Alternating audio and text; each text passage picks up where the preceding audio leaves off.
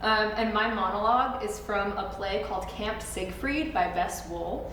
Anyone who's into history may know about Camp Siegfried, but it was a real place. It was a German heritage camp in Long Island during World War II that would basically build supplies for the Nazis and indoctrinate people into the Nazi ideology.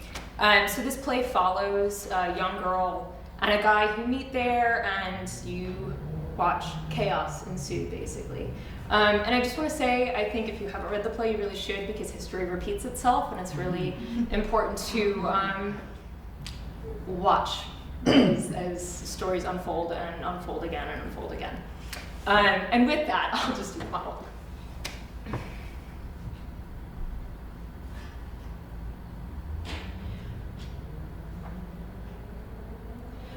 Last night, after you left me, I couldn't move. I couldn't scream. I couldn't breathe. I was completely alone, and I thought I might be there forever, but somehow, I don't know how, but somehow I stood up and I started to walk, and I walked and I walked and I walked right out the front gate. I walked right out of camp and I walked right into town, and I saw people. There were people outside walking their dogs out late at night. A man was having a smoke. There were some kids out riding their bikes out way past their bedtime, and I found myself. I found myself in front of this little blue house, and it had a sign on the door. It was a doctor's office. Well, it was closed, of course, but I rang the bell anyway. I didn't expect anyone to answer, but the doctor, well, it turns out the doctor lived right upstairs, and so he came down, and I was terrified. You know, I wasn't sure if he would be some creep like that nasty Airweber or nasty James, but he wasn't anything like that. He was really kind, and he took me in, and he asked me questions, and he looked me over, and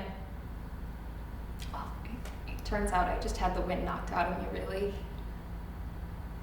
No broken bones or anything.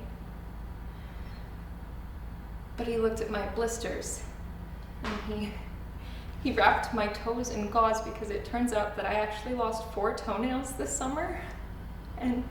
And he asked me about my scrapes and my bruises and my poison ivy, because I itched it so much that it swole and got infected. And I told him how they wake us up at all hours. I told him how they make us do all the work in the building, and how I itch all over, and how I can't sleep even though I am so tired. I am so tired. And he asked me what kind of place would do this to you, and suddenly I was crying, and I couldn't stop, and I told him everything about you and me. Everything. You know, he just listened. He didn't even seem surprised. You know, he said that anyone can fall into anything, really, that anyone can be seduced. He said, what was it he said? He said, never underestimate, he said, never underestimate your infinite capacity for delusion.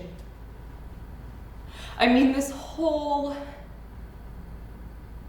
everything. We were both caught up in it, weren't we? Because I don't see it anymore. I want to go home. I want school to start. I want books. I want new, fresh books, and clean socks and warm sweaters. And don't you want that too? Thank you.